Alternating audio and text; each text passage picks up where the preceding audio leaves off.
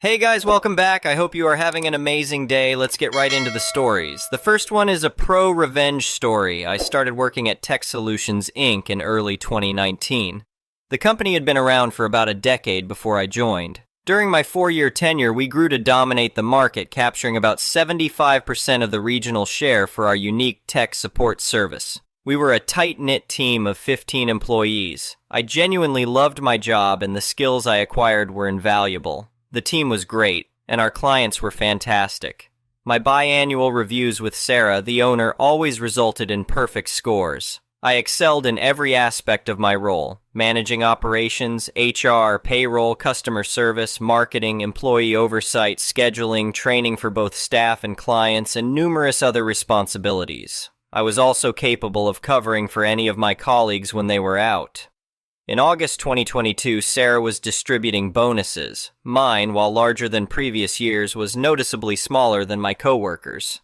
I approached her asking, "Sarah, are these bonuses performance-based? If so, what could I have done to earn more?"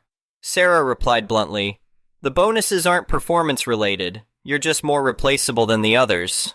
I was taken aback but managed to respond with a simple, "Oh, I see." I processed the bonuses and headed out for lunch. I called my partner Alex seeking advice. I was furious but didn't want to make a rash decision.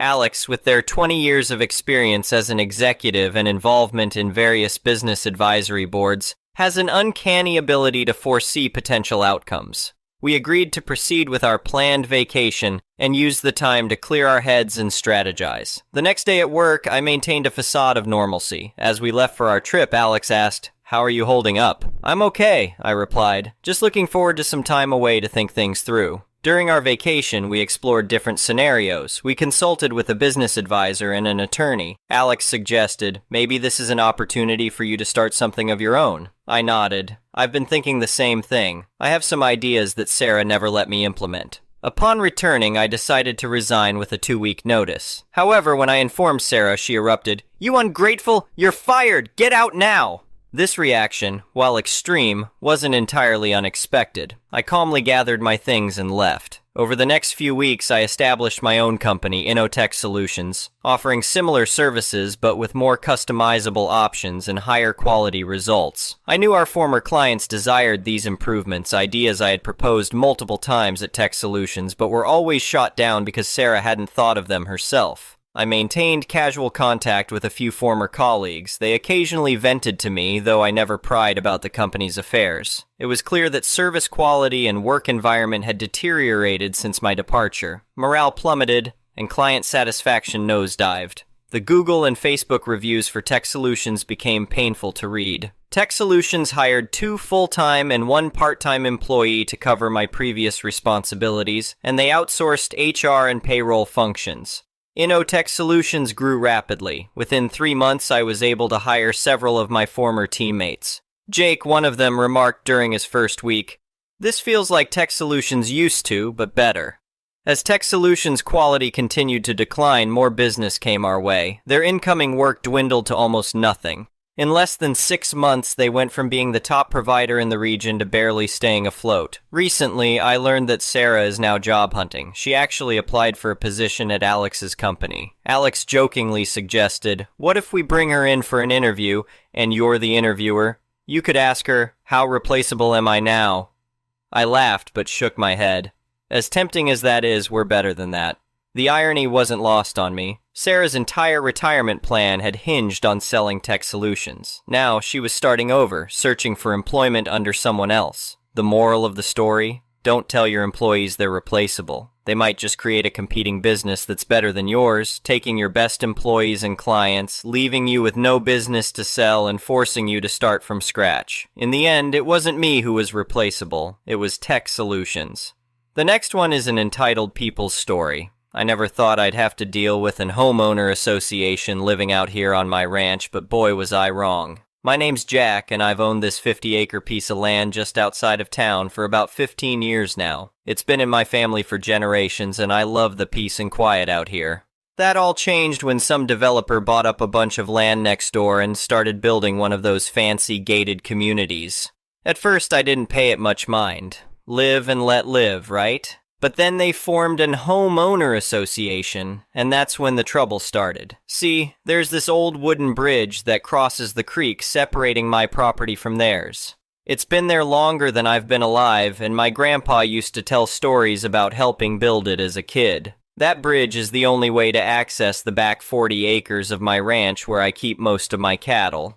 One day I'm out checking on the herd when I see this woman in a fancy SUV pull up to the bridge. She gets out and starts taking pictures, looking all huffy. I ride over on my horse to see what's going on.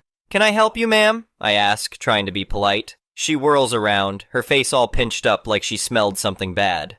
"Are you the owner of this property?" she asks, waving her hand around like my ranch offends her.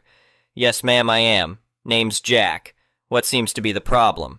"Well, Jack," she says my name like it's a cuss word, "I'm Karen, the president of the Sunnyside Estates Homeowners Association. This bridge is an eyesore and a safety hazard. It needs to come down immediately." I just blink at her for a second, not sure I heard right. "Ma'am, this bridge has been here for over 70 years. It's on my property and I need it to access my land. It ain't coming down." Karen's face turns red. "Now you listen here. Our community has standards to uphold. This decrepit old bridge is lowering our property values. As homeowner association president, I have the authority to have it removed." I can feel my temper rising, but I try to keep calm. "Ma'am, I don't know what gave you that idea, but you have no authority here. This is my land, and I'm not part of your homeowner association. Now I'm going to have to ask you to leave." She huffs and puffs, but finally gets back in her car and drives off. I figured that was the end of it, but boy was I wrong. A couple days later, I'm heading out to check on the herd again when I hear the sound of heavy machinery. I ride over to the bridge, and I can't believe my eyes. There's a whole construction crew there with excavators and trucks, and they're tearing down my bridge. I gallop over, yelling for them to stop. The workers look confused, but they shut off their machines. Then I see her, Karen, standing there with a smug look on her face. "What in tarnation do you think you're doing?" I shout, jumping off my horse. "I told you this bridge was coming down," Karen says, all haughty-like. "The Homeowner Association Board voted unanimously to remove this hazard. And I told you have no authority here." I'm so mad I can barely see straight.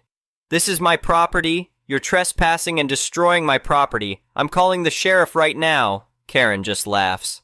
"Go ahead. I have all the proper permits and paperwork. This bridge is as good as gone." I pull out my cell phone and call the sheriff's office. While I'm waiting for them to arrive, I try to reason with the construction crew. Most of them seem unsure about the whole thing, but their foreman says they're just following orders. It takes about 20 minutes for Sheriff Thompson to get out here. By that time, half the bridge is already gone. I explain the situation to him, showing him the property lines on some old surveys I keep in the truck. The sheriff listens, then turns to Karen.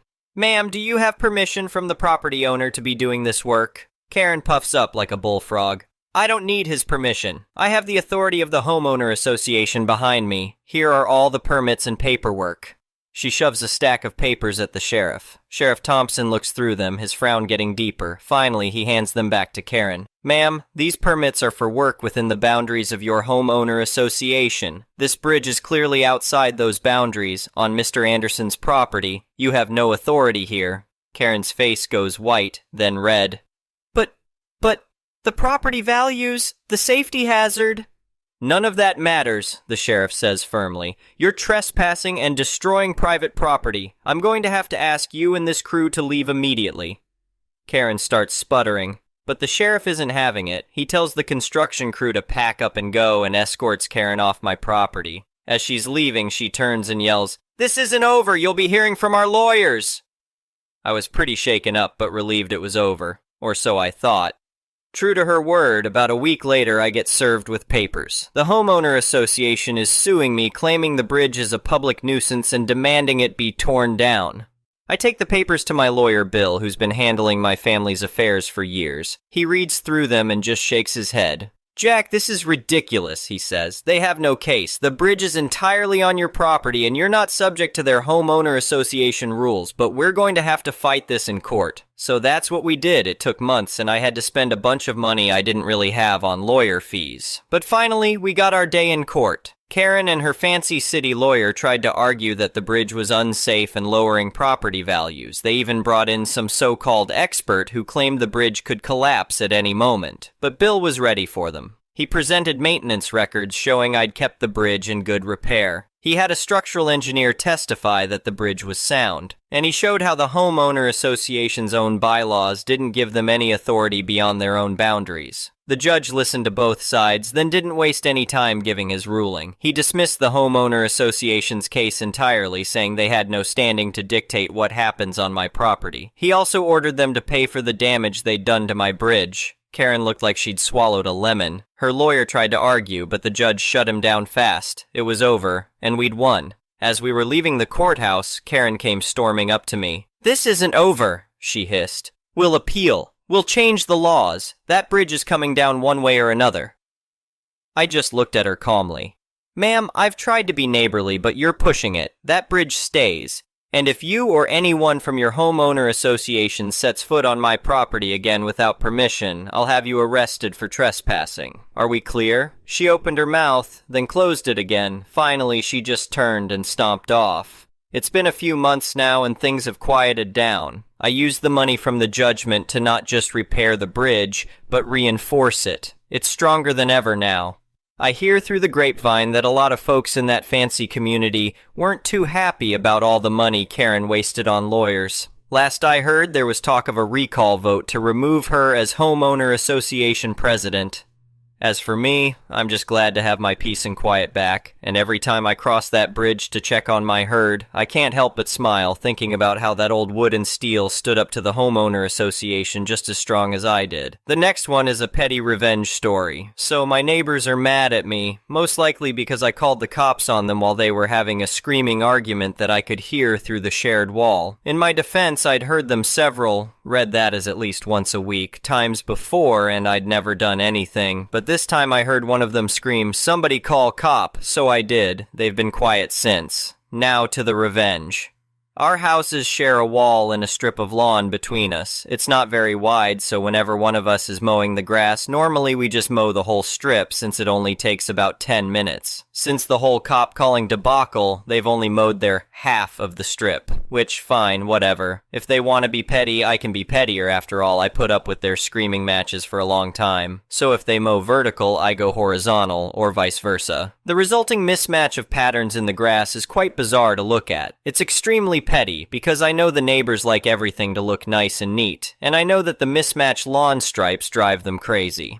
The next one is a malicious compliance story. Before I became a manager at another location, I worked in a store and we had a mechanic who had done something which was stupid and against the rules, but it turned into being blown out of all proportion. He was out on a road test in a customer's car after finishing some work and he stopped off in a shop to buy something. It was against the rules to use customers' cars for personal use, even on a road test. His manager was fairly new to the role, and the mechanic knew he was going to be in trouble but did not think it would be a big deal. As in the past, it would most likely be a telling off as a verbal warning or possibly a written warning. This mechanic was very good and very productive and made them lots of money, so they could not afford to get rid of him. However, the new manager decided that he would go all official and hold a full disciplinary meeting. The mechanic asked me if I would act as someone to go in with him, take notes, etc., which was allowed. Beforehand, though, I did try and speak to the manager and suggest this could all be dealt with. However, he said he was following the process and expected everyone to do the same. I then spoke to the mechanic and got the background and what had gone on in the investigation meeting beforehand, which I realized had been mishandled also. The next day, there was an office with 2 people from HR who had traveled a long way to this meeting. I said to the mechanic, just go along with it as I indicate. So the HR people and the manager are there, and so are both of us, and the manager starts to go off about what had happened and that he had been seen by the customer stopping off to buy a drink in the local shop. He then went on about rules and procedures, and this went on and on. At the end of it, I asked if we could take a break for a bit, which they agreed to, and then we went back, and to make the point, he decided to bring in another mechanic to confirm they knew the policy, which he said he did, and I said that I could not be sure that everyone did, so one by one they brought each mechanic up and asked them, and also started on did they know what the accused had done, etc., etc. Fully smug at what the manager had proved, I again asked for a break as this had been going on for some time. Of course, HR agreed, and I made them wait a goof 20 minutes before we went back. At this point, one of the HR people were getting frustrated at the amount of time this was taking and then asked the mechanic, "So what do you have to say for yourself? You did know the rules, and you did stop off." "Yes," said the mechanic. "I know it was wrong, and I am sorry for breaking the rules." The HR person looked stunned and said, "So why did you say you did not?" "I never did," said the mechanic. At no point did he ask me if I had done it, only that he had to follow the process. At which point the second HR person said, "No one asked you what you had to say about it?" "No, he did not," the mechanic answered. At that point they did not look best pleased. I was trying hard not to laugh at it all, and looked down at my notes so they could not see my face. The HR person said, "Well, a verbal warning would go on the file, not to do it again, and we could leave the room, and they thanked me for my taking part." We all got up to leave, but they said to the manager to stay behind, and I closed the door and listened while I could hear them giving the manager a hard time over the waste of time. The next day when the manager run off the productivity report, it was really bad, as all the time lost by the other mechanics while they gave their evidence. I would have loved to see him have to explain that one to his bosses. He avoided HR where possible after that, and never asked me to follow the process again. The next one is an entitled people's story.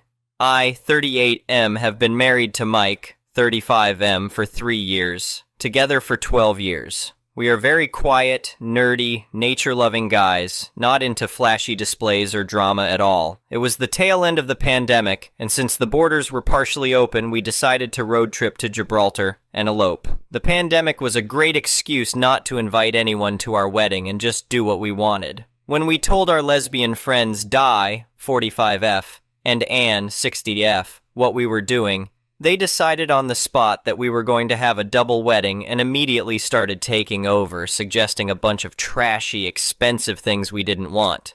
This is the story of how they attempted to ruin our wedding and only ruin theirs. We initially decided that we'd get a rental car together and split it 4 ways, with Mike and Di splitting the driving. A month before the wedding, Di and Anne decided it'd be cheaper to take the train, well, 6 trains actually, across 3 countries. I immediately said no, and it turned out Di didn't even have her driver's license and had been driving illegally for years. Mike offered to do all the driving if they split the rental car with us. They declined because it was too expensive and took the train instead. Obviously, it went terribly for them. Trains were canceled, tickets were lost, and they missed out on an entire night in Gibraltar because they were stuck at a random train station in the Spanish countryside. Mike and I had a wonderful road trip and spent a magical night in an Airbnb in Cartagena on the way. Their train tickets cost more than half of the rental car. We initially agreed to get a really fancy Airbnb in Gibraltar with a hot tub and all that stuff. Split 4 ways, we could get something really nice. Well, Anne decided she wanted a real hotel and pulled out of the Airbnb plan. I found a gorgeous little 1-bedroom place for us with a hot tub and a view of the sea. Di and Anne forgot to book a real hotel and ended up in a freaking awful place by the port, like a place for merchant sailors to crash while they're in port. It was on a busy roundabout opposite Burger King. There was no bath, no balcony, and it was basic AF. It was more expensive than our lovely place. They got no sleep because of the drunk sailors and traffic noise. They didn't even get any towels provided. The night before the wedding, we met for dinner. They'd barely been in Gibraltar for 2 hours, whereas we'd been relaxing since the day before. At dinner, things were tense, but Di was really trying. At some point, she signaled to the restaurant host, and the lady came over with a super fancy VIP bucket with champagne on ice. She popped the cork and gave it to Di, who handed it to Anne, saying, "Just like the one I gave you in New York, baby." It was clearly supposed to be a romantic moment. Anne refused the cork, and we all smiled nervously to try and smooth things over. The host poured 2 glasses of the champagne and gave the glasses to Di and Anne. Anne took a sip and immediately spat it out, announcing loudly, "It's corked!" We all tried the champagne and told her it was delicious. Mike and I don't really drink, but we know what champagne tastes like. Anne insisted the champagne was corked and loudly announced they wouldn't be paying for it. The host was pissed, and I understood why when she told us it was a $750 bottle. She threatened to call the police, so Di sheepishly paid for it. Anne sulked the rest of the night. I was so embarrassed, and our whole evening was spoiled. When we got back to our Airbnb to take a bubble bath and eat Jaffa cakes, I told Mike there was no way I was going to allow them to ruin another minute of our trip, but if they wanted to ruin theirs, that wasn't my problem. The actual weddings went off okay, apart from the fact they were still drunk from the night before. The registry office was nice, and I married the man of my dreams. Afterwards, we bought them brunch to soak up the booze and faithfully walked them around the park, taking lovely photos of them. Dee had her finger over the lens of every picture she took of us. When we were done, they suggested we all go to the pub and get wasted, as if. We dropped them off at the pub and went our separate ways. I was honest and just told them, I want to be alone with my husband. They couldn't really argue with that. The wedding dinner. Mike, Di, and I all had fairly casual preferences for a restaurant for the wedding dinner, but Anne insisted on a fine dining fish restaurant that didn't even serve dessert. I outright refused. I don't eat fish at all. And Anne was insisting on the fish restaurant, so we decided not to meet up. Anne also tried to convince us to chip in $200 for a custom wedding cake to get delivered to the restaurant, but we said hell no. Mike and I went to the best steakhouse in Gibraltar. I had a 1.2 kilo steak and an amazing cheesecake for dessert. We had a lovely time and the waitstaff went out of their way to spoil us. Around 8 p.m. they messaged us, "Where are you?" And we ignored the message. As it turned out, Anne forgot to make reservations, and the fish restaurant was fully booked, but they couldn't leave and go somewhere else because they had to wait for the cake to be delivered. They ended up taking the cake back to their crappy hotel and eating it with their credit cards because they didn't even have cutlery and plates in their room. They got hammered that night on supermarket vodka. Mike and I had the perfect evening. We got a taxi home, smoked weed on our balcony, watched the stars, and kissed for hours. The next day, Mike and I set out for a day of hiking in the UNESCO World Heritage Site National Park. It was the best day ever. Mike got robbed and bitten by a monkey, which was fucking hilarious. We ate a full English breakfast in the Sky restaurant and explored St. Michael's Cave. Unforgettable memories were made. Dee and Anne fought, decided it was Gibraltar's fault, and spontaneously decided to leave. They booked a beach resort up the coast somewhere in Spain and headed on foot to the train station. The trains were all messed up, they got stranded somewhere in Spain with all their luggage, and it took them 14 hours to get to the resort. They arrived at 11 p.m. and were checking out the next morning. Mike and I spent a few more nights enjoying our honeymoon and then road-tripped home. We stayed in the same little place in Cartagena on the way back, and the hosts threw us a little surprise party. It was magical. Di and Anne got stranded again on the way home, lost half their luggage, and caught COVID. The next one is an entitled people's story. It had been a tumultuous journey living next to my neighbor, an individual who seemed to thrive on disregarding boundaries and asserting his dominance over everything in sight. From trespassing on my property to commandeering parking spots, he reveled in a twisted sense of entitlement. However, my patience had reached its limit, and I was determined to teach him a lesson in respect. As fortune would have it, circumstances aligned in my favor when my work shifted to a remote setting, granting me an opportunity to witness my neighbor's comings and goings throughout the day. Each time he left the vicinity, I swiftly relocated my car to a spot precisely between our houses. It was a subtle yet deliberate act to convey the significance of sharing public parking spaces. Predictably, my neighbor was infuriated by my actions. He stormed towards me, his face twisted with anger and frustration. "Neighbor, you're parked in my spot again." Me, "There are no designated spots. It's street parking available to all residents. This has been made clear to you before." Neighbor, "You have no respect for my property." Me, "I am not on your property, unlike you, who continuously trespasses on mine without permission. If you expect respect, you should extend the same courtesy by staying off my lawn." Hoping that my message would finally resonate with him, I retreated indoors. Unfortunately, what ensued surpassed any expectation of escalation. From inside my home, I heard an ominous and unmistakable sound: a chainsaw. Rushing outside, I was greeted by a horrifying sight. My neighbor brandishing a chainsaw, its teeth biting into my car's driver's side door. Glass shattered, seats were shredded, and even the gear shift met a brutal fate. To my disbelief, he wore a chilling smile throughout the destructive act, relishing in his deranged actions. Onlookers gathered, their fear preventing them from intervening as he posed an immediate threat with the menacing chainsaw. Fortunately, someone had the presence of mind to summon the police. The authorities swiftly arrived, ordering my neighbor to cease his destructive spree and place the chainsaw on the ground. Complying reluctantly, he was promptly apprehended and taken away in the back of a police car. The evidence against him was overwhelming, leaving him no choice but to plead guilty to his wanton act of vandalism. Ultimately, justice prevailed as he was sentenced to a year in jail and compelled to compensate me for the damages inflicted upon my car. Despite the potential for parole, I remained vigilant, safeguarding myself and my property by obtaining a restraining order against him. With his impending release, I could breathe a sigh of relief, knowing that he would no longer reside beside me. The next one is a pro-revenge story. I grew up on a country road with 4 houses. Our mailboxes were on the main road. Someone kept vandalizing the 4 mailboxes by driving through them and breaking the posts. I recall replacing the mailboxes a few times on weekends. After 4 to 5 times, my dad and the neighbors hatched a plan. My dad told me to go to bed early because we had a lot of work to do in the morning. After breakfast, we went to the mailbox, and there were the other 3 neighbors and their sons, along with a tractor with a post hole digger, railroad ties, cement, and a mini mixer. We proceeded to dig 2 very deep holes. Digging holes was very backbreaking where I lived, as the land was in a very rocky region. We only dug about 6 inches before we had to dig out a bunch of rocks from the hole. We took turns digging out the rocks throughout the entire morning. There was a lot of motivation, as this was the last time we were going to fix the mailboxes. We dug 2 holes, each 6 feet deep, and hoisted 2 uncut 12-foot railroad ties into each hole. We then proceeded to fill each hole to the top with cement. We added a crossbeam and attached our new mailboxes. After an entire day of digging holes and pouring concrete, we all sat back and enjoyed our handiwork. A month went by, and the kids and I walked to the mailbox to meet the bus. We discovered what happens when a moving car meets an immovable object. There was an old blue Buick Century with a smashed-up grille and a bent wheel, and nobody in the car. This was well before cell phones, so we ran to the closest house and told the mom what we saw. We went back to the main road and got on the bus with the car still there.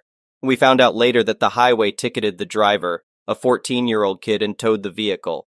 Now, where I grew up, you could get a daytime driver's license at 14.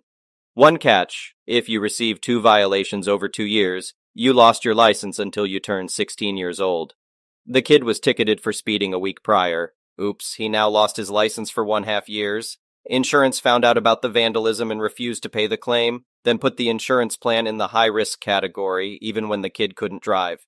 The kid's dad tried to fight it by saying the mailboxes were not legally built.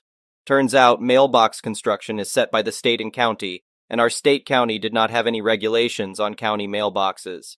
I smile every time I go home. After 30 years, the indestructible mailboxes are still standing. The next one is a petty revenge story. My child's daycare had a death in the family. It's a small family-owned place, so this affected all the employees. They sent out an email at around 3 a.m. I couldn't miss work as I had a very important day, so I scrambled to find a sitter just for that day. My stepbrother's girlfriend was basically the only person I know who doesn't work, so I called her. She said, "Sure, but I can only watch him for 6 hours and I'll give you my family rate, so it will only be $200. I asked if she was serious. She assured me she was, and that this was her livelihood, and she takes it very seriously. That she was already offering me a family discount. Please note that it was not her livelihood. My stepbrother has a great job and has always paid for everything. He has tried to get her to do anything to earn money, but she refuses to work and believes he should support her fully, including daily Starbucks, hair, nails, designer stuff, etc. Please also note that I had done a lot for this girl, just to help her out. The list is long. I agreed only because I would have lost my job if I hadn't gone to work that day. I paid her $200, which she demanded up front, to work for a little over 4 hours after factoring in the commute. Fast forward a couple of years. They have separated, they have a kid, and she is living for free in his dad's extra house, and driving my dad's extra car for free. The ex pays all the bills and necessities. She finally breaks down and gets a job because he stopped paying for her hair, nails, etc. She has a day when her childcare falls through and sends out the same request I did. "Can anyone watch my kid? I have to go to work or I'll get fired." I told her I could absolutely do it. Then I charged her the same bogus price she charged me. I told her it was the family rate. She cussed me out. Edit. Why would either of us get fired has been asked a ton. Here's why. I was scheduled to teach a seminar for about 400 people. This was extremely expensive to the company once you factor in all the logistics of closing operations for a day, etc. If I had last minute canceled, it would have cost them twice as much. Under normal circumstances, I can miss work for an emergency, but not during something like that. I'm a salaried employee, so I usually work about 60 hours a week. Taking off after lunch or something isn't a big deal. It was just the magnitude of the event. She worked a job that anyone was qualified for and was on the chopping block for missing work all the time. Also, it was not her livelihood. At some point before she got with my stepbrother, she was babysitting for a family for a couple of weeks, but they fired her for being unreliable. She recognized the position I was in and threw out a number because she knew I had no choice but to pay it. The next one is an entitled people story. Not me, thankfully, but a good friend. He had come into some money, so after setting aside a college fund for his kids, he's divorced. He decided to buy himself a toy in the form of a new Tesla SUV. Even though charging stations are popping up everywhere, he decided to install one in his garage so he wouldn't have to go all over the place. He got the station installed, got his car, and life went on. Enter one of his neighbors, whom we'll call, I don't know, Karen. Karen and her hubby had an older model Tesla, and like most people, used the public chargers for their car. One day, my friend came home to find Karen angrily trying to open his garage door. When he somewhat politely asked what the hell she was doing, she told him she needed to use the public charging station for her car, and that he was illegally blocking her access by keeping his garage door locked. When he told her that the charger was his personal one, she angrily rebuked him by saying that all Tesla chargers were public property, and that he was breaking the law by blocking his. I actually checked on this. And a home Tesla charging station only costs a few grand. He politely told her to F off, put his car in the garage, and close the door. A little while later, there was a knock on the door, and he opened it to find a cop with a smug-looking Karen standing behind him. The cop explained that he was responding to a blocking access to public property complaint. It took him a second, but then he took the cop, who seemed embarrassed to be there, to his garage, showed him his car and the charger, and showed him the invoice for the charging station. The cop nodded, went outside, had a conversation with Karen, who screeched something unintelligible. End of story, right? Well, one day my friend comes home to find his garage door half bashed in to the point he can't open the damn thing. He then does what any normal person would. He looked at the security feed from the cameras he had for his house. And there, in HD, was Karen psychotically hammering at his garage door with a small sledge. He calls the cops, and Karen is hauled out of her home and is facing charges of attempted break and enter and damaging private property. Oh, and my friend is suing her for damages to his home, just to plug in her damn car. The next one is an entitled parents story. I, 27F, got into it with my mother today, and I don't think our relationship will ever be the same after this one. To be honest, our relationship has always been rocky for years, but I tried to make it better after moving out a few years ago. We got into it because my niece, 13, came out as a lesbian, and she was mad because, well, to be honest, my mom's a homophobe, which got worse after I moved out because she became excessively religious. I said something like, "Oh, well, it is what it is," when she told me, and she did not like that. She started going on and on about how, no, it's not. It's the devil working in her, and I can't bring myself to see her again. That shocked me because I knew how my mom is. But to just disown her only grandchild like that struck a nerve with me. I then said, "So just because niece is who she is, you want to not see her again? You've been in her life since birth. How could you?" She then skipped over that and said something like, "Well, I'm mad because I told her that's not how we are in the family. And your sister pissed me off because, well, you and your sister are pissing me off because you're acting like this isn't a big deal. Niece isn't gay. She just thinks that because of something she saw on social media." She then went on to talk about how God made men for women and vice versa, saying that we're letting the devil work in our lives. I then said, God made us all in his image, right? If homosexuality was something he didn't agree with at all, then he should be able to make it so it wasn't a thing, right? She tried to say that it was the devil, but I cut her off with, "So you're saying that someone who devotes themselves to God, prays every day, worships and praises him in his name, is still letting the devil work through them? People don't choose to be gay, lesbian, etc. And niece is no different. She's still niece, and her preference and attraction don't change that. TW ahead. Brief talk of thoughts of suicide. Then my mom said this, and it just hit that nerve that I tried to ignore for years. "I'm your mother. You are who I tell you to be." Why did this strike a nerve? Well, my mother has been controlling over me for years. Growing up, it was on and off, but when I became an adult, she kicked it into full gear. Yelling at me, making me do things, controlling my money, not letting me drive, not letting me go anywhere, hitting me. And basically did everything she could to make me feel like I was the size of a rice grain. Hell, just the other day she told me how I was different because I didn't ask permission to move out, unlike my sister that asked, which I doubt by the way. I was 23, engaged, and tired of getting treated like I was nothing under her roof. So my husband and his mom helped me by moving me in with them. I can honestly say that if I stayed any longer, I would have probably taken my own life. That one statement made me realize that my mom wasn't just absent-mindedly controlling, she was fully in control of making me feel like an object. I don't know how to explain it, but it just made me feel worse. She then said, "If this is how you're gonna be, then I don't want to talk to you ever again either." So I took a deep breath and said, "Well, if it's like that, then I should tell you that I've been bisexual since I was 12 years old, and that never changed." She lost her crap. She hung up and texted me, my sister, and my niece in a group chat, actual copy and paste. "You three can just come over and stick a knife in my heart. Really, are you all trying to kill me? I'm so hurt right now." My sister said not to bring my niece into this chat, and then Mom continued, "The devil is so busy, but keep on entertaining him. Listen, niece's mommy, I don't give a flying duck." There was some more, but she messaged me privately and told me to leave her alone, and this is where I'm at now. So yeah, I came out to support my niece, and honestly, it felt good to stand up for myself for once. My anxiety is going crazy at the moment, but I don't regret what I said or did. Unfortunately, I'm sure my mom will die on this hill. Small update. Mom seems to have calmed down a little. But the first thing she texted me was a scripture and told me to repent, which was expected. I decided not to poke the bull, so I was honest as I wanted to be.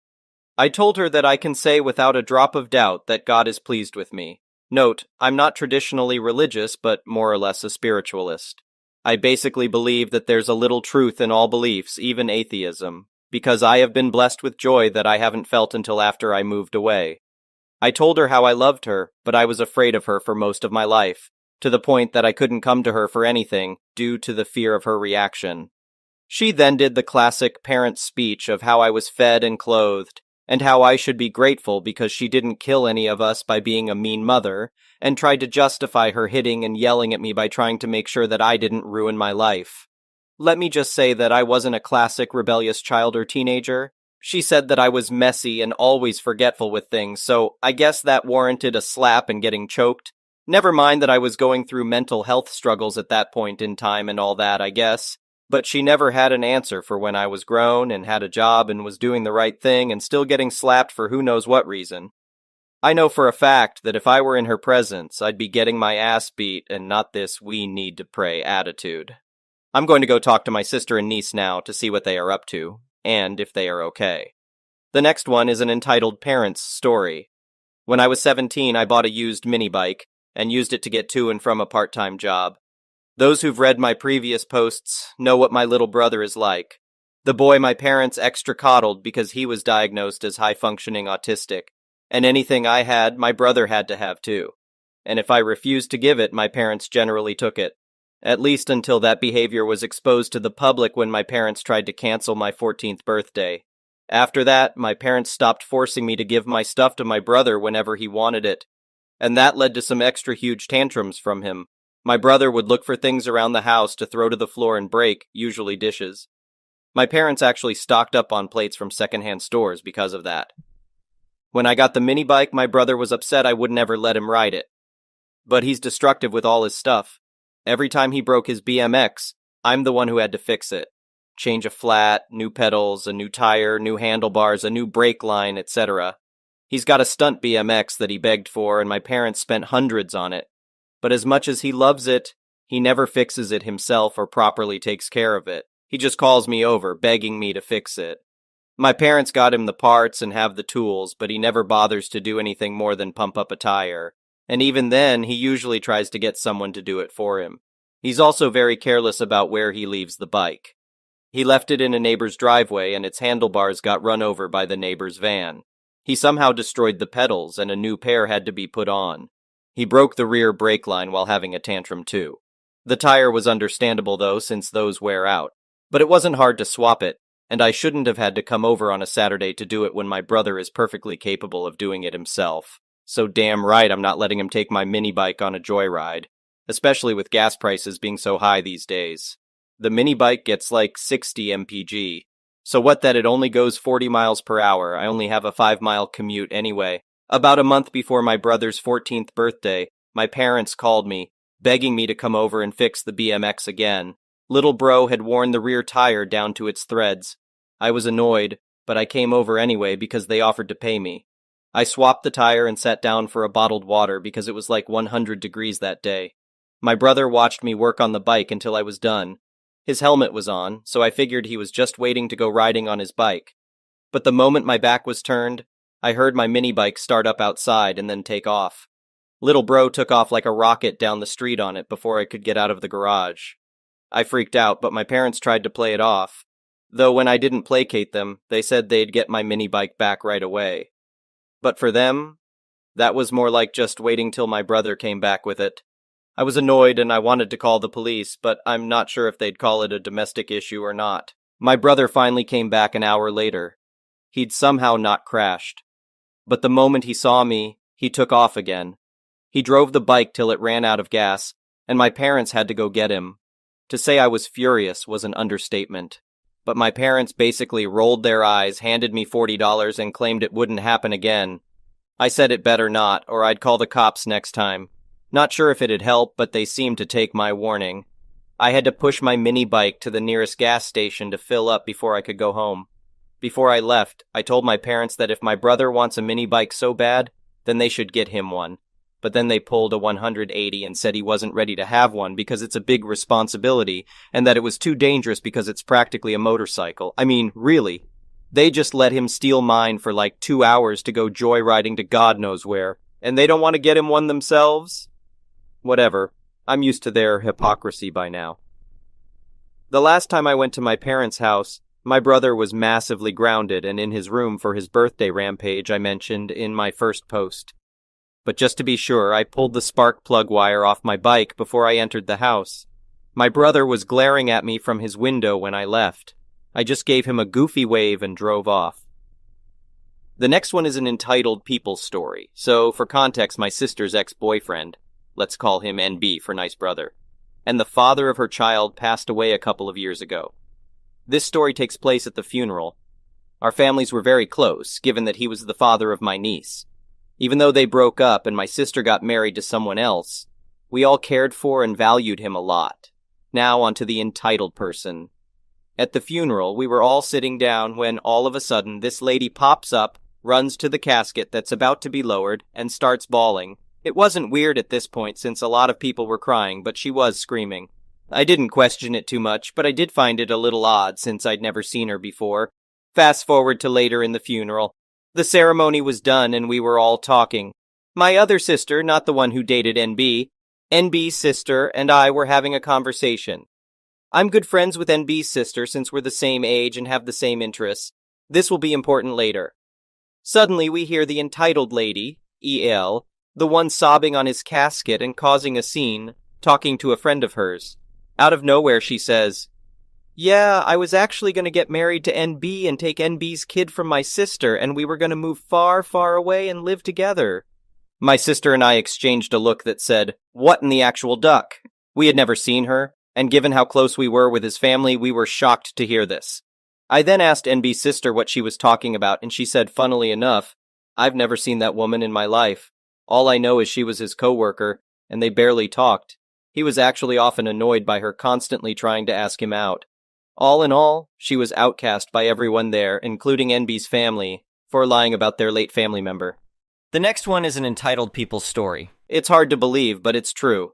I found myself entangled in a legal battle with my own homeowners association over the simple act of parking my pickup truck in my own driveway. Let me take you back to where it all began and provide some context. I live in a prestigious neighborhood filled with luxurious cars that embody the status and affluence of its residents. Naturally, I have a BMW that my wife primarily uses for transportation. However, being an electrician, I require a vehicle with ample space to carry my tools and equipment, and that's where my trusty pickup truck comes into the picture. When I first moved into the neighborhood, aware of the homeowners association's strict regulations, I promptly filled out the necessary forms and obtained permission to park my truck in the driveway. The permission had no expiration date specified, so I assumed I was within my rights to continue parking there. After all, isn't that the purpose of a driveway? To park one's vehicle regardless of its type? However, a few years later, an unexpected letter arrived from the Homeowners Association instructing me to cease parking my truck in the driveway. I was taken aback and wondered what they expected me to do. Squeezing it into the already packed garage, used mainly for storage, would have been impractical. It appeared that the Homeowners Association's concern revolved around maintaining a certain neighborhood aesthetic, an appearance of affluence that would supposedly attract the right kind of people. I couldn't help but find their rules discriminatory and unreasonable. What if a family required a large van to accommodate a member with a disability? Would the Homeowners Association deny them the right to park in their own driveway? Nevertheless, I decided to persist and continued parking my truck in my driveway, disregarding the angry letters that piled up in my mailbox. After all, it was my property, and my truck was neither causing harm nor offending anyone. Little did I know that those letters contained fines for my supposed infractions, which I carelessly discarded without paying much attention. Eventually, I received a letter, not from the Homeowners Association directly, but from their lawyers. To my surprise, I was being sued for unpaid fines and violating the bylaws. Instead of letting it go, they were taking the matter to court. The audacity astonished me. I had done nothing wrong, yet here I was, facing a legal battle over parking my truck on my own property. During the court proceedings, to my relief, the trial progressed much faster than I anticipated. The Homeowners Association, HOA's representatives candidly admitted that they considered the bylaws to imply that my truck should be parked in the garage. However, I argued that there was no explicit mention of trucks in the bylaws, rendering their interpretation baseless. The court ruled in my favor, and the Homeowners Association was obliged to cover my legal expenses, an exhilarating victory that I hoped would teach them a lesson. Yet instead of accepting defeat gracefully, the Homeowners Association decided to appeal the decision and escalate the case to a higher court. Throughout the period between the two trials, I continued to receive relentless letters from the Homeowners Association attempting to pressure and intimidate me. However, my lawyer advised me to maintain my distance until the case was resolved. Over a year passed before we returned to court, and this time I had an additional trump card up my sleeve. I unearthed the original application that had granted me permission to park my truck in the driveway, and it clearly showed no expiration date. As the same truck remained in my possession, this piece of evidence shattered the Homeowners Association's arguments. They could argue about the interpretation of the bylaws all they wanted, but they couldn't deny that I had official permission. In the end, justice prevailed, and the Homeowners Association's relentless pursuit came to an end. They were ordered to pay a hefty sum of $280,000, which covered my accumulated legal fees over the past year. It felt like a significant victory, but the bitter taste of the whole ordeal lingered. All I had fought for was the right to park my truck, something that any ordinary homeowner takes for granted. Unfortunately, the Homeowners Association didn't take their defeat gracefully. Seeking revenge, they decided to increase the annual Homeowners Association fees for the entire neighborhood, using it as a means to recoup their financial loss. However, this move sparked discontent among the well-off residents who were forced to shoulder the burden of their vindictiveness. The Homeowners Association subtly redirected the blame towards me, conveniently omitting the fact that they were the ones who instigated the lawsuit. Though a few neighbors understood my side of the story and stood by me, most distanced themselves from the controversy. The Homeowners Association. His actions tarnished my reputation, tarnishing my hard-fought victory. Nonetheless, I remain confident that their unjust actions won't go unnoticed or unpunished. The future holds the promise of delivering the retribution they rightfully deserve. The next one is a pro-revenge story. My SO and I were renting a ground floor unit at a really nice apartment complex. I wouldn't say it was a luxury apartment or anything, but our ground floor unit had a little patio off the back that led out into a really nice courtyard area with hammocks, a walking path, outdoor fireplace, /seating area, etc. A lot of people walk their dogs out there or let their kids play out in the grass, including us. We have a 1-year-old cane corso. We got her when we'd been living in the unit for about 2.5 months, and she was only 8 weeks at the time. She's a really good dog, and we trained her well. We could let her out to go potty, and she'd come right back even if there were distractions /people/dogs out. We always stood on the patio and watched her anyways because our pet agreement said we couldn't leave our dog unattended. Then we'd go pick up her poop right away if she pooped. Also part of the pet agreement, as I'm sure is standard at most apartment complexes. We kept a small step trash can outside specifically for her poop bags because we didn't want to throw them away inside, and the only outside trash cans were on the other side of the building, which I agree is super dumb. It really was a small trash can, like the kind you'd tuck into the bathroom between the toilet and the wall. We also had her poop bags hanging on our patio door handle for easy access, so we didn't have to hunt for them every time we needed them. This lady and her kid moved in on the ground floor in our building, 2 units down from us. No biggie. We ran into her one day carrying in groceries, and my SO held open the door for her. She seemed kind of Karen-ish, but was polite, and her kid, probably 10, 11 years old, didn't look up from his phone. Whatever, that's pretty typical of kids these days.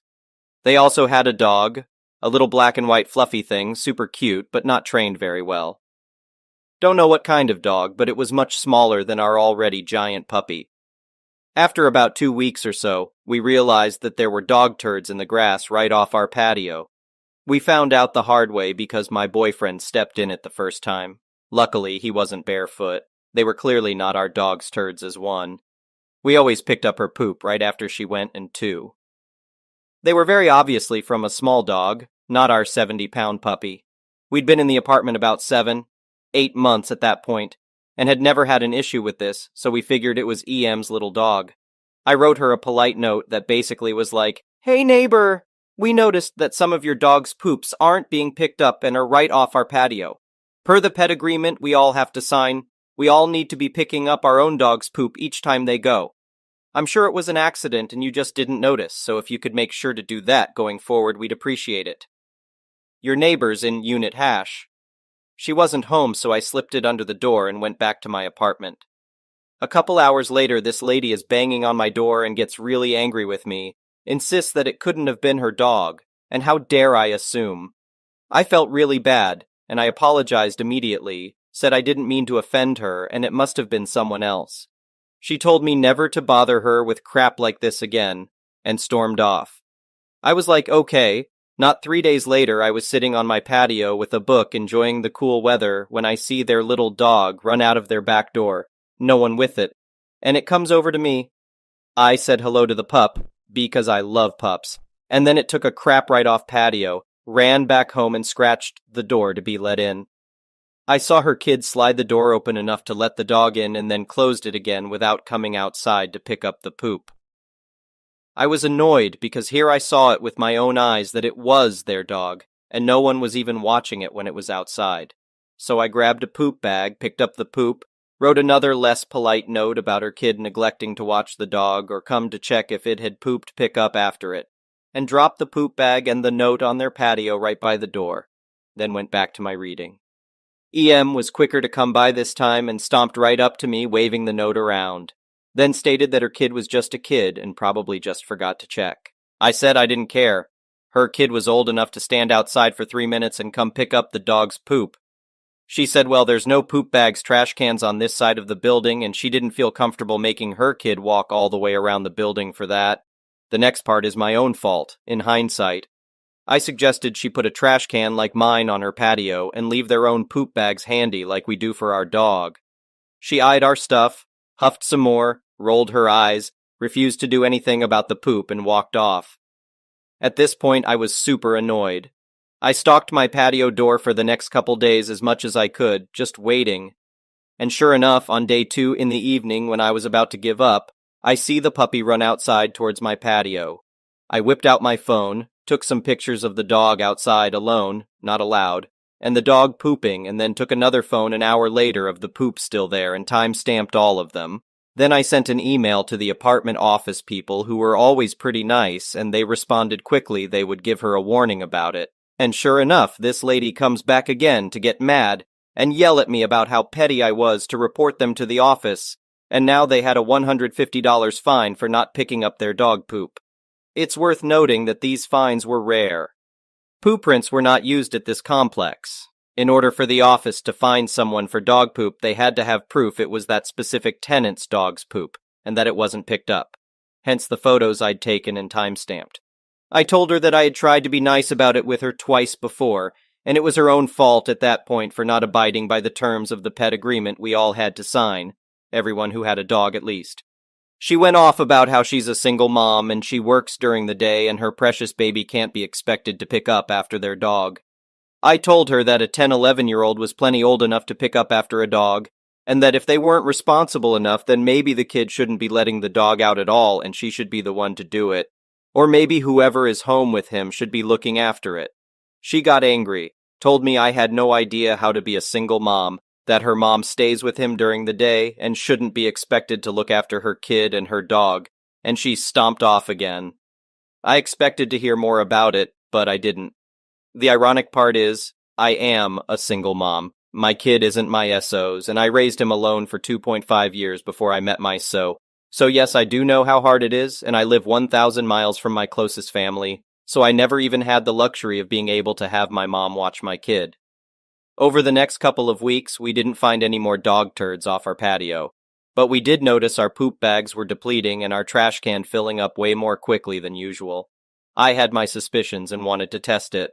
We had recently bought some small security cameras for inside of our apartment for different reasons, and I had my boyfriend set one up outside on the patio. We faced it where it could see our door and trash can but didn't point to the rest of the courtyard or other people's units. We respect privacy around here. Sure enough, the same evening my boyfriend set it up, I see the kid walk onto our patio, take a poop bag, walk out of frame, and then come back to throw it in our trash can. Okay, now I'm pissed, but also not trying to fight this lady or her kid. So I moved the poop bags to the inside door handle. It's a glass door so you can still see them, but we always lock our sliding door. Next morning I hear someone knocking on the back patio door and I go to see her kid standing there looking annoyed. I didn't open the door, I just spoke loudly enough to ask what did he need. He demanded a poop bag for his dog's poop. I said I'm sorry, but these are our poop bags for our dog, and they weren't free for anyone else to use. The apartment provides poop bags in a dispenser near the trash can on the other side of the building. Kid started demanding a poop bag, saying his mom told him he could use ours, slapping his hands on the glass a few times, trying to scare me. Yes, I'm so terrified of a 10-year-old boy. And finally screaming at me that he's telling his mother on me. I said, fine, go ahead, I'll tell her the same thing. Sure enough, a few minutes later, his mom is standing on my patio also demanding a poop bag for her dog's poop. I denied her a bag and asked her to please step off of my patio as she was making me feel unsafe and uncomfortable. My SO wasn't home. She told me I was a bratty child, I'm 24, and she demanded I let her use my poop bags as I had already told her she could before. I said no, I told you to get some yourself and do what I do. Keep them close by and put your own trash can on your own patio. Not use the bags I buy with my own money for my own dog, and then fill up my tiny trash can with your dog's poop. I pointed out she could use a plastic shopping bag if she didn't want to buy her own poop bags, or she could use the bags the complex provided on the other side of the building. She kept going off on me, and I finally told her if she didn't leave my patio, I'd call the police as she was harassing me. The apartment office was closed on Sundays, and of course it was Sunday. She acted like she was going to call my bluff, but then my boyfriend got home and walked up behind me to ask what was going on, and she ended up dragging her kid away, again, leaving the poop in the grass off my patio. So once she was gone, I took another time-stamped picture of the dog poop, downloaded the footage from my security camera of her kid stealing my poop bags and throwing them in my trash can, and the footage from them that morning yelling at me and demanding my bags and my denying them, and emailed all of it to the apartment management. I told them that she made me feel unsafe and uncomfortable in my own home, that she and her child felt entitled to come onto my patio and take my belongings. I also went outside, picked up her dog's poop, looked in the trash can on my patio, and pulled out the bags with her dog's poop.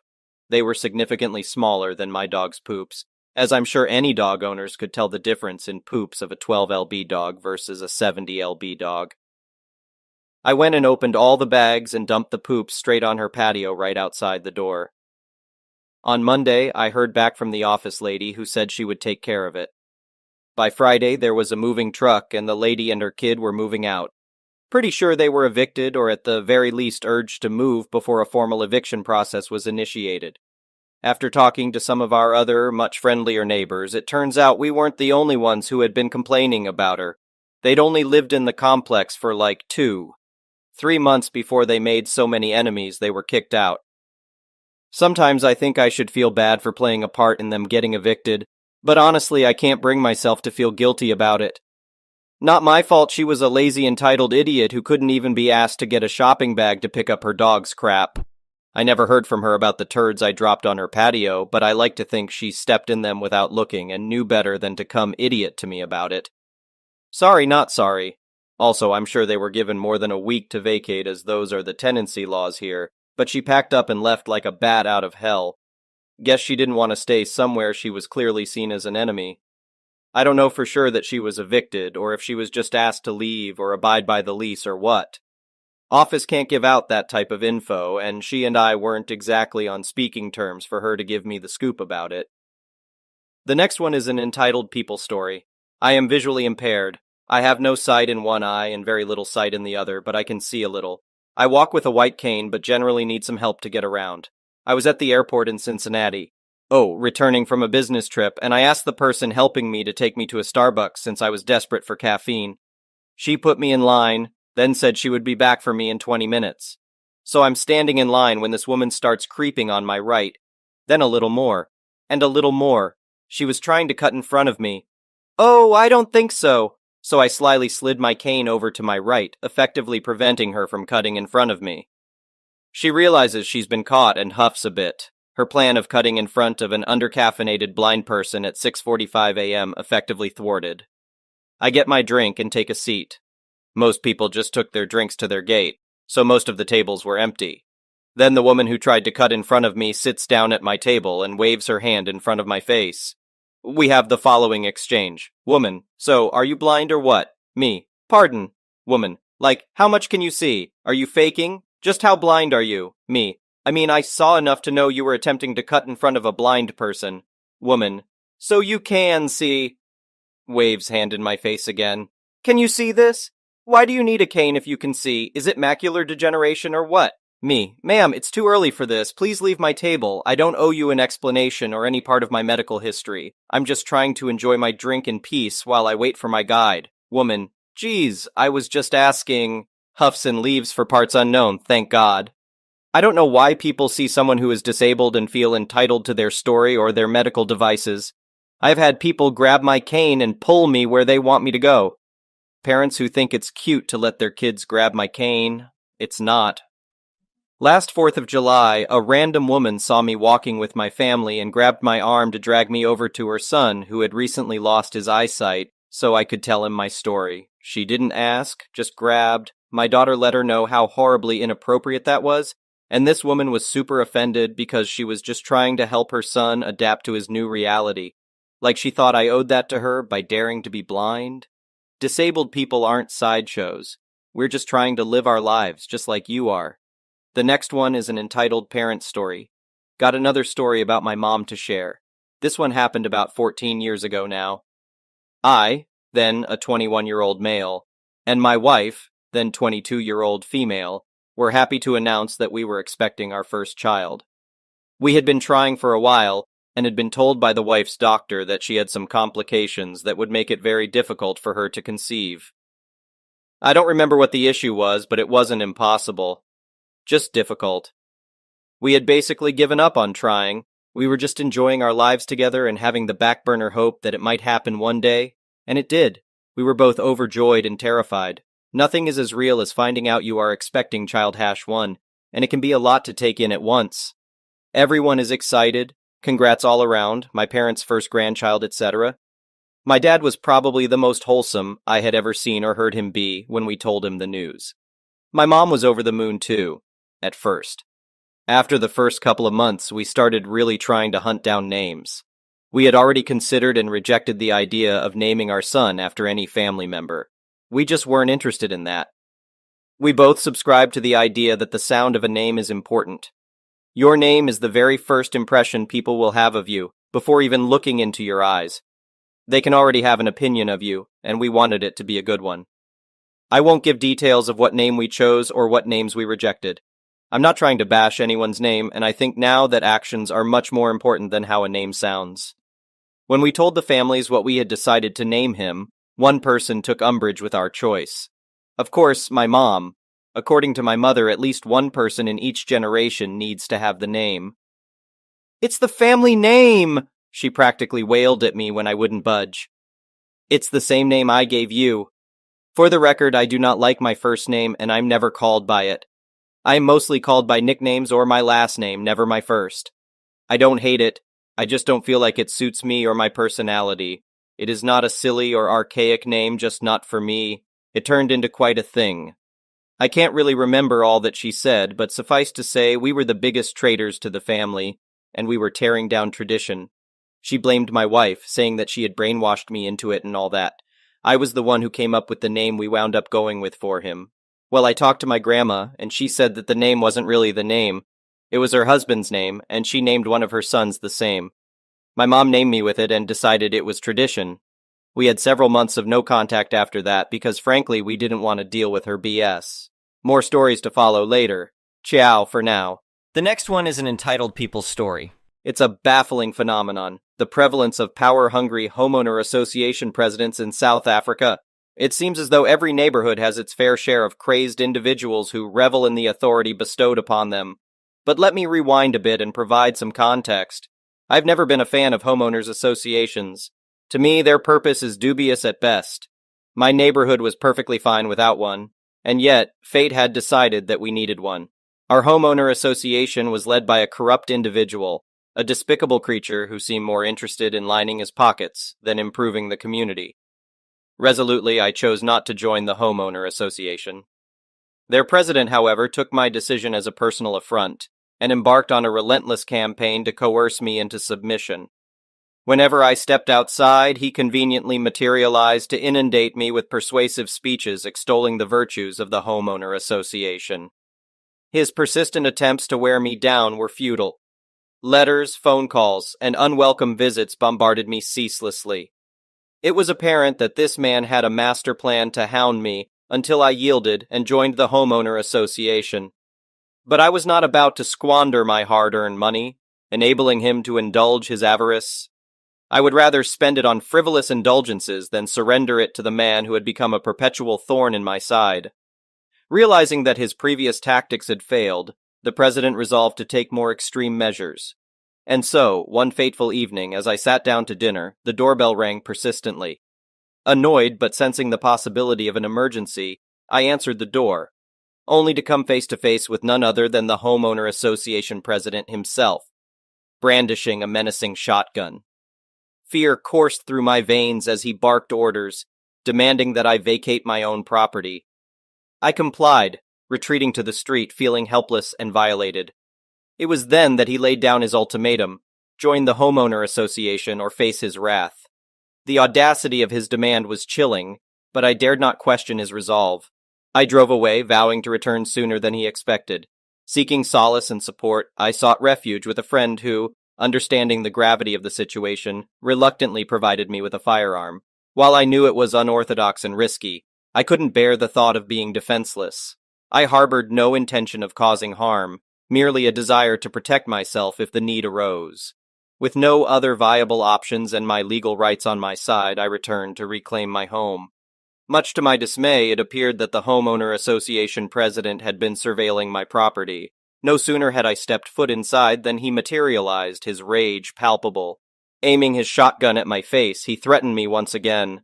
My hand trembled as I tightened my grip on the handgun, the line between life and death growing thin. In that moment of desperation, I fired a shot, aiming for his leg. It was a desperate plea to deter him, a plea that I'd hoped would only graze him or strike the ground. Yet fate had other plans. He screamed in agony, and the sound of sirens pierced the air as the police and ambulance arrived swiftly. With his own action sealed his fate. Unable to concoct a believable story of innocence, he confessed to his despicable motives. Admitting to threatening me due to my non-compliance with the homeowner association, he claimed he never intended to harm me. But his confession did little to erase the terror he had inflicted upon me. While I did face some legal repercussions for my possession of an unauthorized firearm, the punishment was minimal, a mere warning and a nominal fine. The incident left me with an aversion to firearms, witnessing firsthand the catastrophic consequences they can cause. Meanwhile, the corrupt homeowner association president faced more severe consequences. An investigation into his finances revealed the extent of his embezzlement, a crime that rightfully warranted punishment. He was ordered to repay the misappropriated funds, ensuring their redirection toward genuinely benefiting the community. Furthermore, he was promptly removed from his position of authority, and the entire episode served as a cautionary tale, casting doubt upon the integrity of homeowner associations. In a twist of poetic justice, a few weeks later, a mighty storm ravaged the neighborhood, reducing the former president's house to ruins. It felt as though a divine hand had intervened, demonstrating that wrongdoing ultimately begets retribution.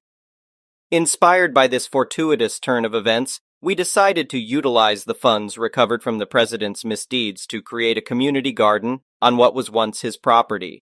The next one is a pro-revenge story. So a friend and I moved into this newly renovated apartment in Brooklyn. It's nice enough, but just about every one of the 14 units has some sort of weird problem. One unit had the hot and cold water mixed up, flush a few times and get a heated toilet. One unit had none of the outlets grounded, and one unit had gaps around the windows. The problem in our unit was a leak in the air conditioner lines. The leak was probably at the roof, but we ended up with no AC. We called them, and it took a month to get someone. He refilled the lines, and a week later the problem came back. We spent the summer getting the system topped up every week. At the end of the summer, they decided that our repairs and all of the neighbors were getting too expensive. So they sent us bills. Our bill was in the tens of thousands of dollars. Recharging that system weekly must have been expensive. They also started trying to charge every unit for any infraction, like $100 for every unit for a single scrap of paper found in a hall. The tenants all got together to have a little meeting. It turns out that they never got a certificate of occupancy for the building. The city had it on the books as a furniture warehouse. So collectively, we all just stopped paying them. Rent, fines, fees, nothing. We retained a lawyer and just lived there. The company tried to get us out by cutting lighting and other services. We contacted the lawyer, the company would get fined, and we'd get our lights back. They tried to change the main lock once, but we let the locksmith know what was going on, so he stopped. They didn't try it a second time. The first floor of the building was an off-track betting parlor. They were particularly noisy and obnoxious, so one resident called the health department over a moldy loaf of bread we found in the basement. One of my best memories was watching a bunch of guys in hazmat suits clear out the betting parlor so they could run tests. Eventually, they tried to get the certificates, but to do that, they needed to do inspections with the drywall removed. They tried to do it while we lived there, and the lawyer fought it for not being in a livable state. Finally, they realized they needed us out. If they got the certificate of occupancy while we were still there, we'd owe back rent. They took us to court to get evictions. The lawyer got everything pushed back as far as he could, but finally we went to city court. The lawyer pointed out that they were trying to evict 14 units, but you can't evict more than 10 at a time. The court ejected the case. I don't think their lawyer got a single word in, so now we have a county court date for an ejection instead of an eviction.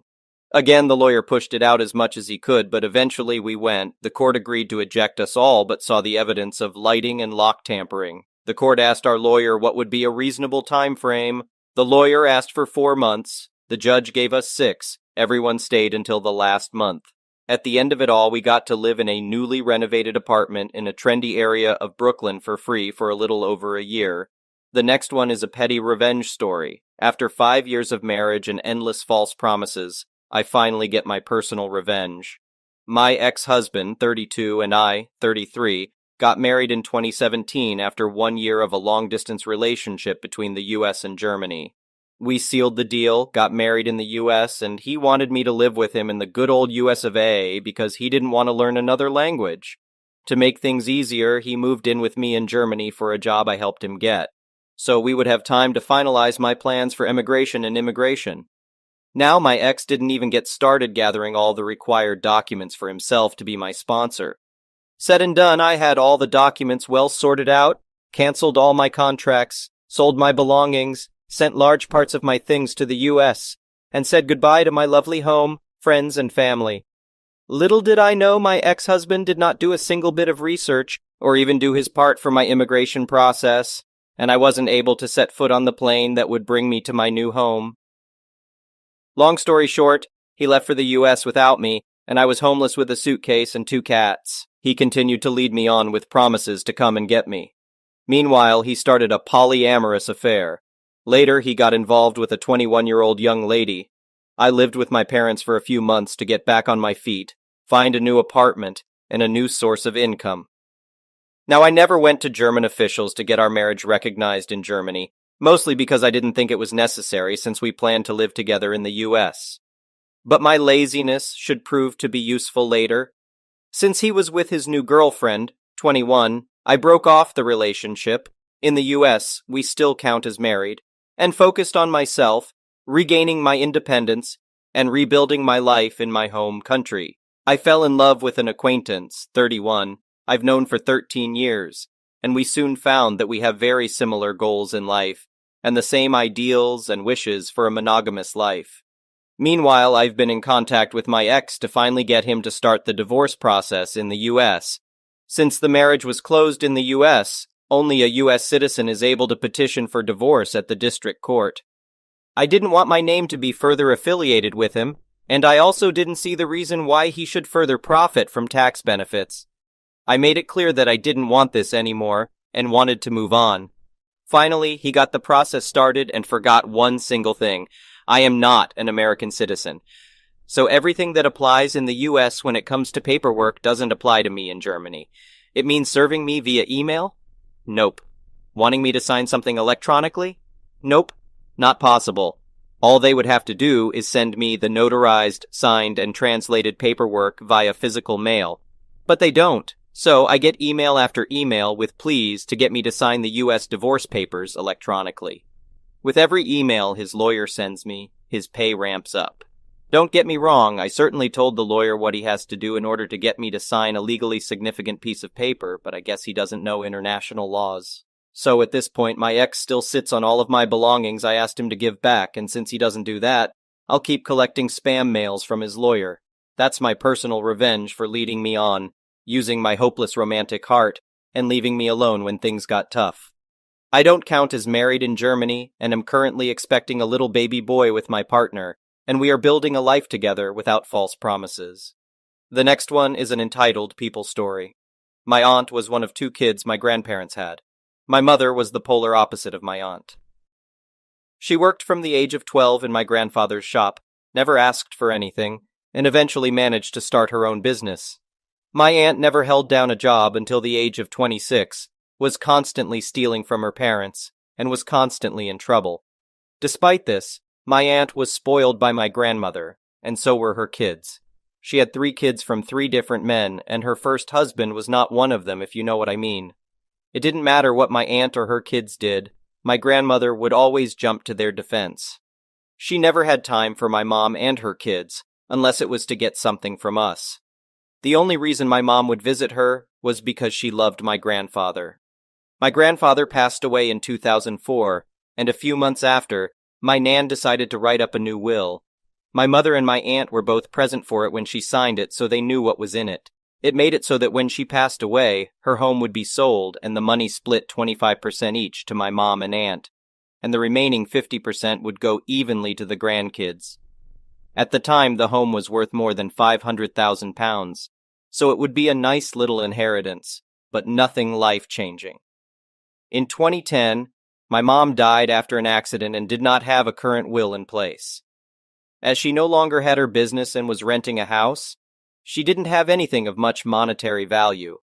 The only thing she was concerned about was what would be done at her funeral should she have passed away.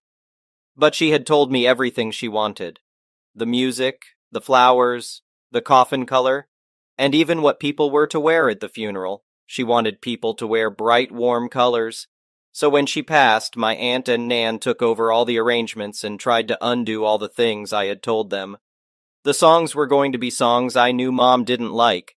The flowers were all the wrong colors, and they picked a hideous coffin.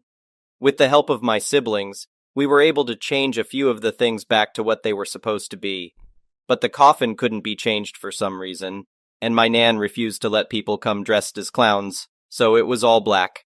It was frustrating. After the funeral, my Nan had her will changed. My siblings and I were told by our aunt that she didn't have any involvement with the writing of the will, and our Nan told us that she changed it so that Mom's share would go to her kids instead. All good, we thought. After Mom passed away, my Nan just stopped talking about my mom. At first, we thought it was because she was still recovering from losing her daughter, but even 5 years after Mom passed, she still wouldn't talk about her. Even if you brought up a story about Mom, Nan would very obviously try to change the subject, usually about how hard my aunt and her crappy kids had it. And if you went to talk to her about your own problems, she would somehow bring it back to my aunt. I had suffered a mental breakdown after my mom's death, so you can imagine how much it hurt to hear, well, X has had it so much worse. In 2016, my Nan passed away. She had written down what she wanted to be done for her funeral, and it was basically all the same thing she had picked out for my mom's funeral, even the music to be played. I don't know why she tried to have a dress rehearsal funeral using my mom as the stand-in, but it was obvious that's what she was trying to do. So after a couple of months, our siblings and I were waiting to hear about the will reading, and my aunt kept telling me, "Oh, it'll be another month before we can do the reading." I didn't mind. I wasn't fussed about the money, to be honest. But my oldest brother was hoping to use the money to pay for a honeymoon for him and his then-fiancée, and my younger brother was about to start uni, so it would be a hell of a help. Eventually, my dad bumped into the solicitor my grandmother had used to deal with her will, and asked what was happening. The solicitor let slip that the will had already been read and that it left everything to my aunt. When my dad questioned this, the solicitor told him that my aunt had been present when the will was written, despite promising that she had nothing to do with it. When confronted, my aunt initially tried to deny it, but eventually admitted to lying to all of us. She showed us the will, and it confirmed what we already knew. The house and all its contents were now my aunt's. This included my grandfather's war medals. He fought in the Second World War. When I told her that he had promised them to me before he died, she said, "Well, unless you have it in writing, you will have nothing in this house. Anyway, I already gave them to Clive." My heart sank. Clive, not his real name obviously, was her eldest son and the dictionary definition of a duck-up. He'd been in and out of prison for stealing and dealing drugs. I knew that the moment that prick got his hands on my grandfather's medals, they would have been sold off. We looked into taking her to court over the will, but everyone we spoke to said that we probably wouldn't get anything out of it. She immediately put the house up for sale at close to £750,000. She had pissed off too many people in our town, so she was going to sell the house and move closer to her daughter, who lives in a big city. An offer was made on the house, and she put down a deposit on a house near the big city. And I thought that was that. Here's where karma comes into play. The people who wanted my Nan's house had a survey done on the house to see if there were issues, and oh boy were there. Turns out that the land the house was built on was too soft for the type of house it was, and it was sinking. It had sunk about 2 cm in the 40-plus years my Nan and Granddad had lived there, but the sinking was accelerating to 1 cm per year. This meant that within the next 3 years, the house would need some serious work or be knocked down. The new value of the house? £60,000. The buyers immediately pulled out, having not even put down a deposit. She couldn't buy her new house, but still had to pay the deposit on it. And while this was happening, she let Clive move in with her into her house that she rented from the council. He wasn't allowed to live in any of the council houses because he had trashed every single one he'd ever been given. Someone reported this, and she was kicked out of her home. She was forced to move into my Nan's old home as she couldn't live anywhere else. So there she is, living in a crumbling house with her shithead son and her partner. She was stuck there for 2 years. Every time I saw her, she would try to start talking to me, and I would just ignore her and walk off. One time, as I was walking away, she screamed, "Your mother deserved to die for having a retard like you," in the middle of a busy street. Someone reported her to the police and she had an official warning from them and was ridiculed on Facebook. Every time I saw her after that, she looked more and more miserable. Eventually, she sold the house for something like £85,000 and moved in with her daughter in the big city.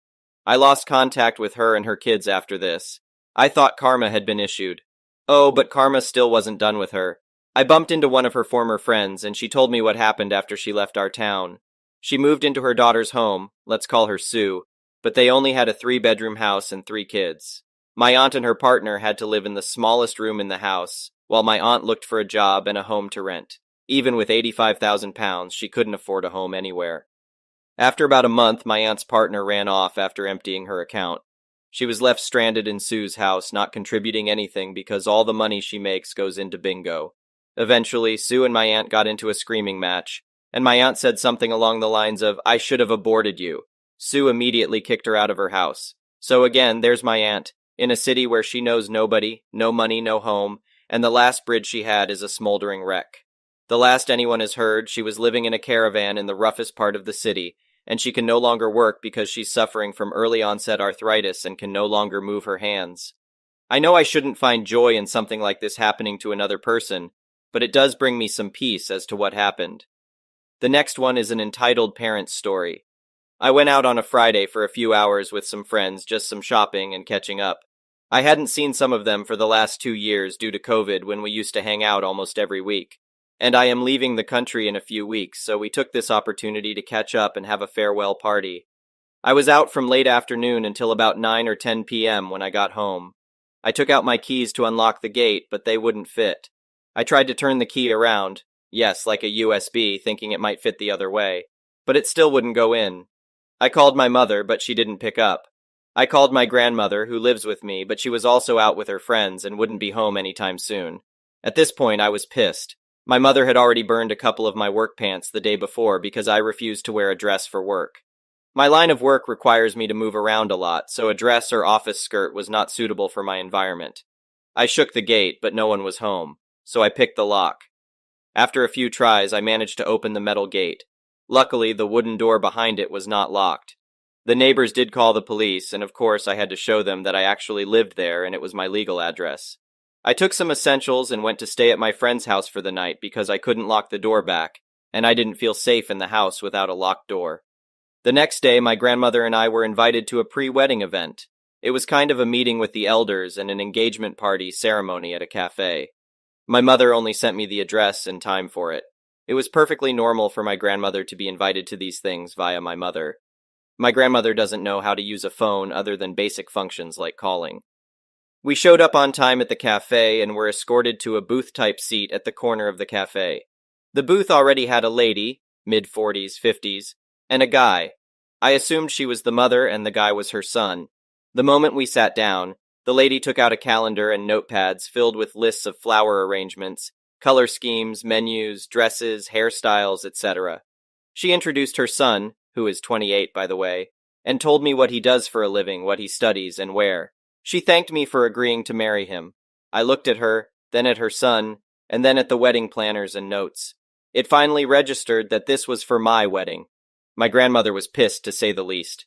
I apologized to the lady and said there must be some kind of misunderstanding between us, because I came to attend someone's engagement party, not plan my own. I added that I was only 20 this year. My grandmother then rudely asked why she thought that I would be marrying her son. The lady replied that her mother contacted her and said her daughter was looking for a partner and husband to settle down, so she, referring to me, could move out. My grandmother calmly said to the lady that she had been lied to and that I was not going to be getting married anytime soon. She said her son seems nice and hopes he finds someone who likes him to marry in the future, but it was not going to be me. We got up and left. When we got home, I found my things stuffed in a black plastic bag beside the door. My grandmother opened the door and told me to bring my stuff in. The moment I stepped through the door, my mother yelled that she put so much effort into finding a guy who would take a girl like me to marry, and that I should be grateful she didn't just marry me off to an older dude. She said I should be happy she found someone my age. She told me I embarrassed her because the mother called her and told her what she did was not okay, and she didn't even ask or inform me properly. My grandmother started to shout at my mother in Cantonese, which resulted in them being in a heated argument for almost 30 minutes. and my grandmother kicked my mother out. Of course, my mother moaned about and cried about it before leaving.